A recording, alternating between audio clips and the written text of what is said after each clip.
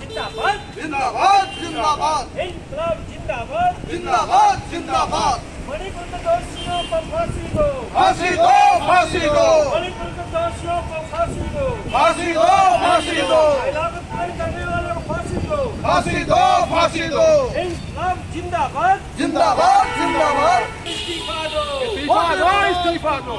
मोदी तुम इस्तीफा दो इस्तीफा दो इस्तीफा दो इंकलाब जिंदाबाद जिंदाबाद जिंदाबाद मणिपुर की सरकार बर्खास्त करो बर्खास्त करो बर्खास्त करो मणिपुर की सरकार बर्खास्त करो बर्खास्त करो बर्खास्त करो मोदी तुम इस्तीफा दो इस्तीफा दो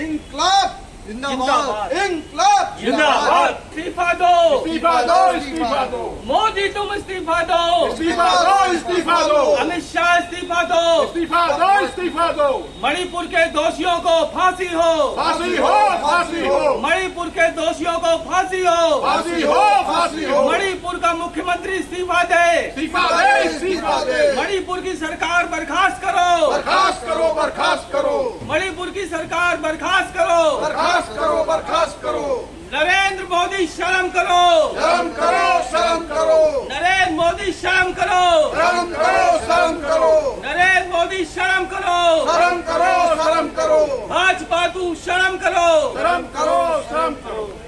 दोषियों को फांसी हो फांसी हो फांसी हो फांसी हो मणिपुर के दोषियों को फांसी हो फांसी हो फांसी हो क्या नाम है आपका? विजय कुमार ये आप लोग जो प्रदर्शन कर रहे हैं किस मामले में कर रहे हैं? 80 दिन बीत चुके हैं। मणिपुर जैसा क्षेत्र पूरा हिंसा का माहौल वहाँ बना हुआ है और 77 दिन बीत जाने के बावजूद प्रधानमंत्री ने तब स्टेटमेंट दिया जब सुप्रीम कोर्ट ने सवाल उठाया। ये इस बात को दर्शाता है कि जिस सांप्रदायिक एजेंडे पर भाजपा नॉर्थ ईस्ट में काम करती रही है, अब ये उसकी फसल इस जगह पर आ गई है कि एक देश के अंदर जो पूरा देश जल रहा है, पूरी अंतर्राष्ट्रीय खबर बनी है, ना तो गृह मंत्री कोई सेंट्रल फोर्स सीधे भेज रहे हैं तो कंट्रोल किया जाए,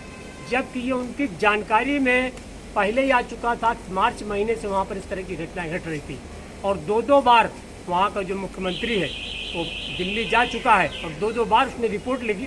बताई कि वहाँ की ये पोजीशन है, लेकिन इसके बावजूद भी केंद्रीय बल वहाँ पर नहीं भेजे गए। इसका क्या मतलब है? इसका मतलब साफ है, क्योंकि मणिपुर के अंदर जो मैतेई समाज है वो 53% है और जो कुकी समाज है उसकी 24% की आबादी है। और ये विवाद कोई आज का नहीं है, ये विवाद ऐतिहासिक है और जो बहुत सारे लोग इस मामले को सामान्य तरह से ले रहे हैं, एक बात जान लें कि मैतेई समाज जो है ये अतीत में इसके पूर्वज आदिवासी धर्म को मानने वाले थे। 12वीं शताब्दी में इन्होंने वैष्णव धर्म को स्वीकार कर लिया और भाजपा के लिए यही महत्वपूर्ण प्रश्न है कि जिस एजेंडे को हिंदू मुस्लिम यहाँ करते रहते हैं, इसी सवाल को उन्होंने हिंदू बनाम ईसाई कर दिया है और जिसके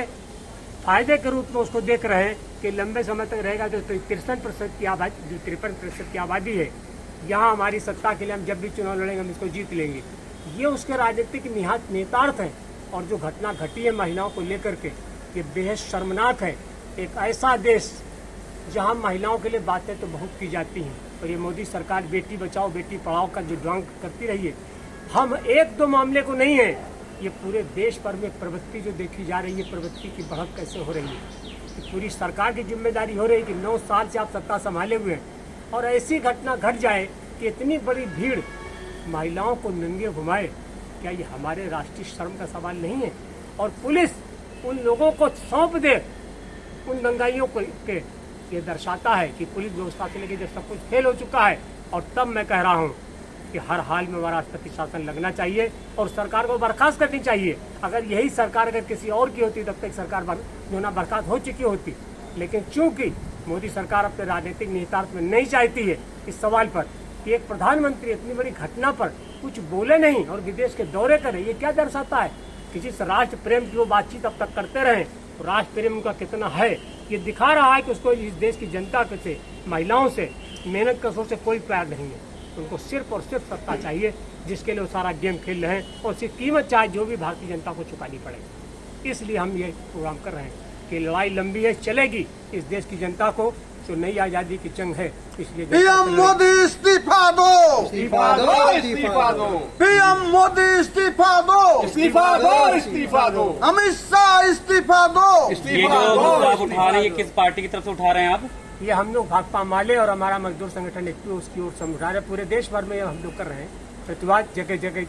हम लोग जो है ना इसको कर रहे हैं। ये शासन प्रशासन से क्या कहना चाहेंगे इस विषय में? शासन प्रशासन तो वहाँ का, यहाँ का शासन प्रशासन तो सिर्फ खबर भेज सकता है और ज्यादा से ज्यादा क्या कर सकता है, लेकिन वहाँ का जो शासन प्रशासन हम तो इसीलिए कह रहे हैं तो सरकार को बर्खास्त किया जाना चाहिए। हमारा तो प्रश्न ही यही पर है कि हम जो राष्ट्रपति ज्ञापन दे रहे हैं तो इसीलिए ज्ञापन दे रही, सरकार बर्खास्त की जानी चाहिए। देखिए, मोदी सरकार में संस्थाएं किस तरीके से बर्बाद हुई हैं, इसका एक एग्जाम्पल महिला आयोग है। कंगना रनावत जैसी हीरोइनों के मामले में तुरंत संज्ञान लेने वाला महिला आयोग,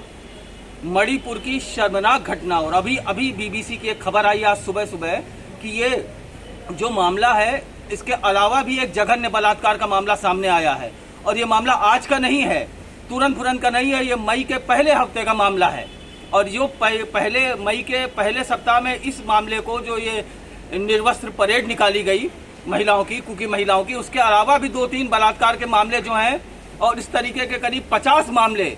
इनकी शिकायत महिला आयोग से करी गई। लेकिन महिला आयोग की जो अध्यक्षा हैं, रेखा शर्मा है, भाजपाई हैं, वो मौन साधे हुए बैठी हैं। और महिला आयोग ने इस मामले में किसी को भी नोटिस जारी नहीं किया है, किसी मामले में कोई भी एक्शन नहीं लिया है। महिला और बाल विकास मंत्री स्मृति ईरानी, जो किसी जमाने में निर्भया कांड के समय में चूड़ी फोड़ती हुई, चीखती हुई घूमती थी, वो बिल्कुल उन्होंने मौन साध लिया है। ये दिखा रहा है कि भारतीय जनता पार्टी और इसकी पैतृक संस्था जो है राष्ट्रीय स्वयंसेवक संघ, ये संघीय और भाजपाई मानसिकता महिलाओं का किस कदर सम्मान करती है। हम उस प्रधानमंत्री से क्या उम्मीद करेंगे जो बिल्किस बानो के बलात्कारियों को, जघन्य बलात्कारियों को माफीनामा दे देती है। हम उस पार्टी से क्या उम्मीद करेंगे जो उन बलात्कारियों का स्वागत करती है और सामूहिक स्वागत करती है। उस राज्य में, इस भाजपाई राज्य में हम ये माने कि उन महिलाओं के साथ न्याय होगा, उनके अपराधियों को सजा मिलेगी, ये मानना दिन में सपने देखना है, दिवा स्वप्न है। ये मृग मरीचिका है। इनको न्याय नहीं मिलेगा। न्याय तब तक नहीं मिलेगा जब तक हमारा ये प्रधानमंत्री